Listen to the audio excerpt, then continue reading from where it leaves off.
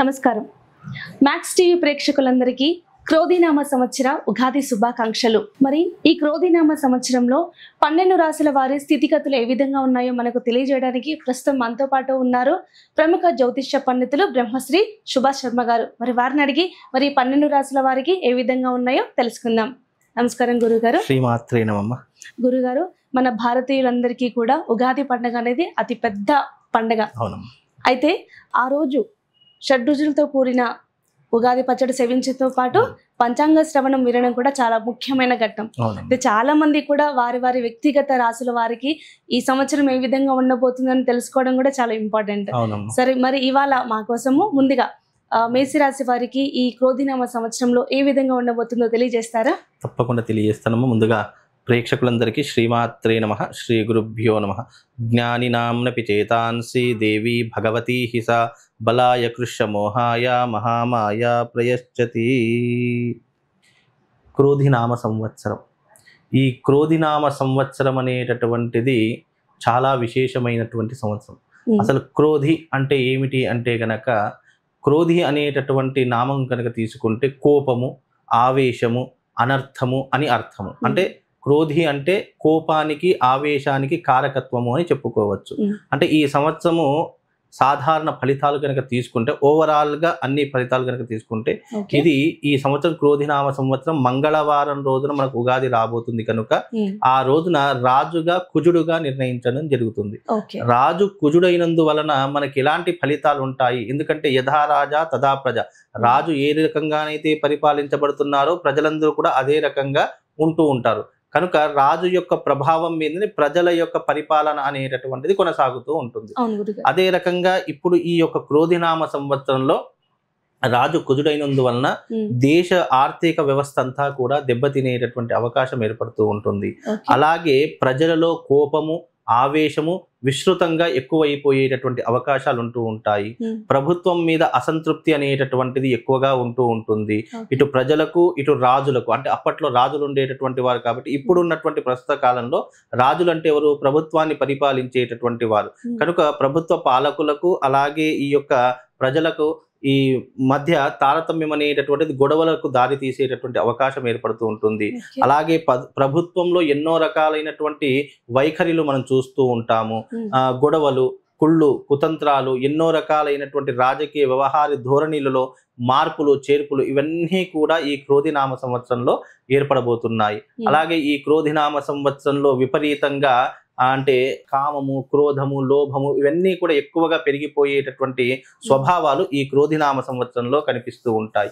ఈ క్రోధినామ సంవత్సరంలో పెద్దలు కుదిర్చినటువంటి వివాహానికి బదులుగా ప్రేమ వివాహాలు ఎక్కువగా చేసుకునేటటువంటి అవకాశాలు ఏర్పడుతూ ఉంటాయి. పెద్దవాళ్ళని ఎదిరించి వెళ్ళిపోయేటటువంటి అవకాశాలు ఏర్పడుతూ ఉంటాయి. తల్లిదండ్రులను లెక్క చేయనటువంటి ఎన్నో రకాలైనటువంటి ఫలితాలు ఈ క్రోధినామ సంవత్సరంలో ఏర్పడతాయి. బికాజ్ ఎందుకంటే క్రోధి అంటేనే కోపానికి, ఆవేశానికి సాక్షిభూతులుగా ఈ క్రోధినామ సంవత్సరం అంతా కూడా నడవడం జరుగుతుంది. కనుక రాజు కుజుడైనందువలన ఏమవుతుందంటే ప్రజల మీద ఆర్థిక భారం అనేటటువంటిది పెరిగిపోతూ ఉంటుంది. రోగాలు ఎక్కువైపోతూ ఉంటాయి. రోగాలు మీన్స్ ప్రజలలో ఎప్పుడు చూడనటువంటి కొత్త కొత్త రోగాలు వచ్చేటటువంటి అవకాశం ఉంటుంది. అలాగే వాళ్ళు సంపాదించిన డబ్బంతా కూడా హాస్పిటళ్లకు ఖర్చు పెట్టేటటువంటి అవకాశం, మెడిసిన్స్ కు ఖర్చు పెట్టే అవకాశము, ఇలా సంపాదించిందంతా తమ యొక్క ఆరోగ్యం కాపాడుకోవడానికి ఖర్చు పెట్టేటటువంటి వైఖరి ఈ క్రోధినామ సంవత్సరంలో ఏర్పడబోతుంది. అలాగే ఈ క్రోధినామ సంవత్సరం అంతా కూడా కొన్ని రకాలైనటువంటి అనర్థాలే ఉంటాయి తప్ప చోర భయము అంటే దొంగల భయం ఎక్కువగా ఉంటూ ఉంటుంది. అలాగే సంపాదించిన ధనం ఎంత దాచుకుందాము అంటే అంత ఖర్చు అయిపోవడమే తప్ప దాచుకునేటటువంటి పరిస్థితులు ఈ క్రోధినామ సంవత్సరంలో ఏర్పడవు. అలాగే ఈ క్రోధినామ సంవత్సరంలో రాబోయేటటువంటి రోజుల్లో అపర కుబేరులైనటువంటి వారు కూడా రోడ్డు మీద పడేటటువంటి అవకాశాలు ఉన్నాయి. ఎంతనైతే డబ్బు సంపాదిద్దాము అని అనుకుంటారో వాళ్ళందరూ కూడా ఆఖరికి రోడ్డు మీద పడి బిచ్చమెత్తుకోవాల్సినటువంటి పరిస్థితులు ఏర్పడుతూ ఉంటాయి. అంటే ఓడలు బండ్లవుతాయి, బండ్లు ఓడలు అవుతాయి అనే సామెత ఉంది కదా, ఆ రకమైనటువంటి వైఖరిని ఇప్పుడు మనకు క్రోధినామ సంవత్సరంలో కనిపిస్తూ ఉంటుంది. ముఖ్యంగా ఈ క్రోధినామ సంవత్సరంలో ఆడవారి కోసం మగవాళ్ళు విపరీతంగా ఏడుస్తారు. అలాగే ఆడవాళ్ళు కూడా మగవారిని విపరీతంగా కోరుకునేటటువంటి వైఖరిని ఇప్పుడు ఈ క్రోధినామ సంవత్సరంలో ఏర్పడబోతుంది. అలాగే సంతానానికి సంబంధించిన ఇబ్బందులు కూడా అనేక రకాలుగా చెలరేగుతూ ఉంటాయి. స్త్రీలకు ముఖ్యంగా సంతానానికి సంబంధించిన ఇబ్బందులు కానీ, డబ్బుకి సంబంధించినటువంటి ఇబ్బందులు కానీ ఇవి విపరీతంగా పెరిగిపోయే అవకాశము ఈ క్రోధినామ సంవత్సరంలో ఏర్పడబోతుంది. తల్లిదండ్రులను సరిగ్గా చూసుకోకపోవడము, అలాగే ఈ తల్లిదండ్రులను వదిలివేసే వృద్ధాశ్రమాలు కానివ్వండి, ఇవి విపరీతంగా పెరిగిపోతూ ఉంటాయి. అలాగే ప్రజలకు ఇటు ప్రభుత్వానికి అనేక రకములైనటువంటి గొడవలు జరుగుతాయి. అనేక రకములైనటువంటి నిరాహార దీక్షలు చేస్తూ ఉంటారు. అలాగే ఈ ప్రభుత్వం వైపు కూడా ఎంతో రకంగా అసంతృప్తి అనేటటువంటి చెలరేగేటటువంటి అవకాశాలు ఈ క్రోధినామ సంవత్సరంలో ఏర్పడబోతుంటాయమ్మా. ఓకే గురుగారు, అయితే ఇంతగా చెప్తున్నారు కాబట్టి అంటే చాలా మందికి కూడా ఈ సంవత్సరం ఇలా ఉంది కదా, మరి మాకు కూడా ఎలా ఉందని తెలుసుకొని చాలా మందికి ఉంటుంది. సో ముందుగా రాశుల ప్రకారం మనం ఇవాళ తెలుసుకుందాం గురుజీ. ముఖ్యంగా ఫస్ట్ రాశి మేషరాశి వారికి వాళ్ళ స్థితిగతులు, వాళ్ళ పరిస్థితులు ఏ విధంగా ఉండబోతున్నాయి మరి ఈ సంవత్సరం? మొట్టమొదటి రాశి మేషరాశి. ఈ ద్వాదశ రాశుల యొక్క ఫలితాలు ఎలా ఉంటాయి అంటే అమ్మా, ఈ సంవత్సరం 5 రాశుల వారికి చాలా అద్భుతంగా కలిసి వస్తుంది. మిగతా రాశుల వారికి మధ్యమ ఫలితాలు ఉంటాయి. అంతే, దానికి భయపడాల్సిన అవసరమో లేదా ఏదైనా ఇబ్బంది జరుగుతుందో అని ఆందోళన పడాల్సిన అవసరం అయితే కనిపించడం లేదు. మీరు దాని గురించి భయపడాల్సిన అవసరం కూడా లేదు. కాకపోతే ప్రతి సంవత్సరము 5 రాశుల వారికి అద్భుత ఫలితాలు ఉంటాయి. మరికొంతమందికి మధ్యమ ఫలితాలు ఉంటాయి, మరికొంతమందికి అధమ ఫలితాలు ఉంటాయి. ఎప్పుడూ కూడా స్థితిగతులు అనేటటువంటి ఏ విధంగానైతే మార్పు చెందుకుంటూ వస్తాయో రాశుల ప్రభావం కూడా, అంటే పోయిన సంవత్సరం బాగున్నటువంటి వాళ్ళకు ఈ సంవత్సరం మధ్యమ ఫలితాలు ఉంటాయి, మధ్యమ ఫలితాలు ఉన్నటువంటి వాళ్ళకి అధమ ఫలితాలు ఉంటాయి. అంటే 3 రకాల ఫలితాలు జ్యోతిష శాస్త్రం చేయడం జరుగుతుంది. ఒకటి ఉత్తమ ఫలితాలు, ఒకటి మధ్యమ ఫలితాలు, 3 అధమ ఫలితాలు. అంటే అధమ ఫలితం అంటే ఇక వాళ్ళకు ఏది చేసినా కలిసి రాకపోవడం అని అర్థము. ఇక ఉత్తమ ఫలితాలు ఉన్నటువంటి రాశుల్లో మొట్టమొదటి రాశి మేషరాశి. ఇన్ని సంవత్సరాలు మేషరాశి వారు గత సంవత్సరంతో పోల్చుకుంటే ఈ సంవత్సరం వాళ్ళ యొక్క రాశి ప్రభావం చాలా అద్భుతంగా ఉంటుంది. పట్టిందల్లా బంగారం అవుతుంది. ఎందుకంటే ద్వితీయంలో గురు సంచారం చేస్తున్నాడు కాబట్టి ధనానికి ఆధిపత్యమైనటువంటి స్థానం ద్వితీయ స్థానం కనుక వాళ్ళకు డబ్బుకు కొరత ఉండదు. ఇంటి యందు శుభకార్యాలు విపరీతంగా చేస్తూ ఉంటారు. అలాగే సంపాదించిందంతా కూడా దాచుకునేటటువంటి ప్రయత్నం చేస్తుంటారు. ఆ దాచుకున్న వాటితో మంచిగా కారు, బంగ్లా, విలాసవంతమైనటువంటి జీవితాన్ని గడుపుతారు. మేషరాశి వారికి రాబోయేటటువంటి క్రోధినామ సంవత్సరం చాలా అద్భుతంగా కలిసి వచ్చేటటువంటి సంవత్సరం.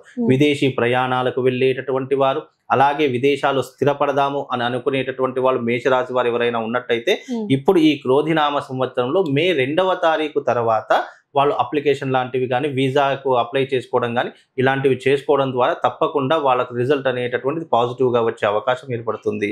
అలాగే వృత్తి యందు, వ్యాపారం నందు ఎవరైతే ఈ యొక్క బిజినెస్ చేసేటటువంటి వాళ్ళు ఉన్నారో వాళ్ళకు మంచి లాభాలు చేకూరేటటువంటి అవకాశం ఏర్పడుతూ ఉంటుంది. వివాహాది శుభకార్యాలు చేస్తూ ఉంటారు. కొత్త బిజినెస్ రంగంలో అడుగు పెడదామని దానికి తగినటువంటి ఇన్వెస్ట్మెంట్లు పెడుతూ ఉంటారు. వాళ్ళకు మేషరాశి వారికి అన్ని రకాలుగా కలిసి వచ్చేటటువంటి అవకాశము ఈ క్రోధినామ సంవత్సరంలో ఏర్పడబోతుంది. అలాగే క్రోధినామ సంవత్సరంలో ప్రేమ పెళ్లిళ్ళు ఎక్కువగా అయ్యేటటువంటి అవకాశాలు ఉంటాయి. కాబట్టి మేషరాశి వారు ముఖ్యంగా పెద్దవాళ్ళు కుదిరించిన సంబంధం కంటే ప్రేమ పెళ్లిళ్ళు ఎక్కువగా చేసుకునేటటువంటి అవకాశాలు ఉన్నాయి. అంటే ఎవరినైతే ఇష్టపడతారో వాళ్ళని పెళ్లి చేసుకునే అవకాశాలు కనిపిస్తూ ఉన్నాయి.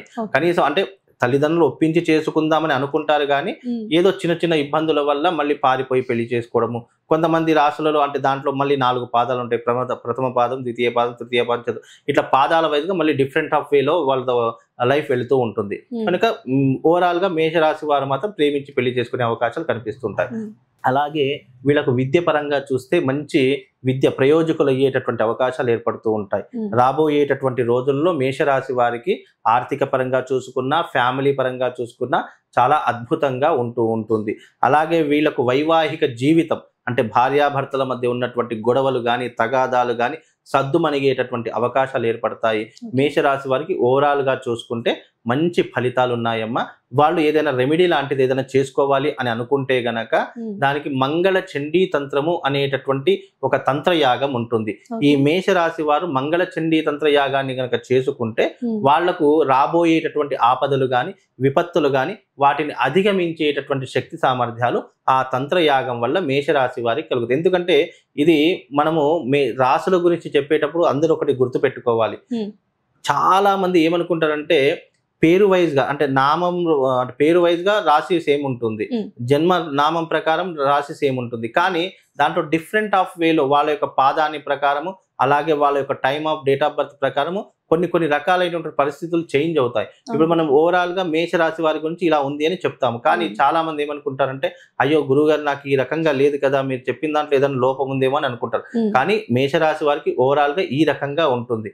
కాకపోతే దీనికి ఏదైనా భిన్నంగా ఉంటే గనక అంటే ఏదైనా ఇబ్బందులు పడుతున్నా, అయ్యో ఈ సంవత్సరం నాకు ఇన్ని కష్టాలు ఉన్నాయి అని అనుకున్నా, దానికి పరిహారంగా చండీ హోమం లాంటిది అంటే దానికి మంగళ చండీ తంత్ర యాగం చేస్తేనే వాళ్ళకి ఏదైనా ఆపదలున్నా, ఇబ్బందులున్నా, ఫైనాన్షియల్స్ ప్రాబ్లమ్స్ ఉన్నా, వివాహానికి సంబంధించిన ఇబ్బందులున్నా, ఆస్తి తగాదాలు, కోర్టు కేసులు ఏవైనా ఉన్నా కానీ వాటన్నిటిని కూడా అధిగమించి అంటే వాటన్నిటినీ కూడా తప్పించుకునేటటువంటి మార్గం ఈ యొక్క రెమెడీ ద్వారా కలుగుతుంది.